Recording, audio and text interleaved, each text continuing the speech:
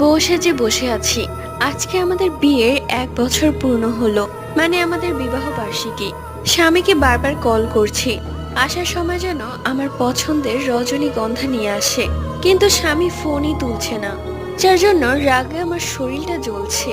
কিছুক্ষণের মধ্যেই কলিং বেলটা বেজে উঠলো।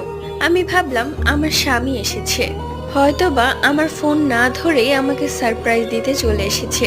আমি কোনো কথা না বলে একটা বড় ঘুমটা দিয়ে দরজা খুললাম।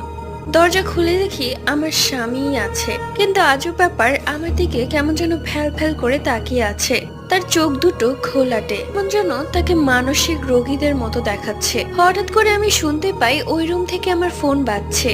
আমি ভাবলাম এখন আবার কে ফোন করলো, তাই আমি স্বামীকে সেই অবস্থায় দাঁড়িয়ে রেখে ওই রুমে চলে গেলাম।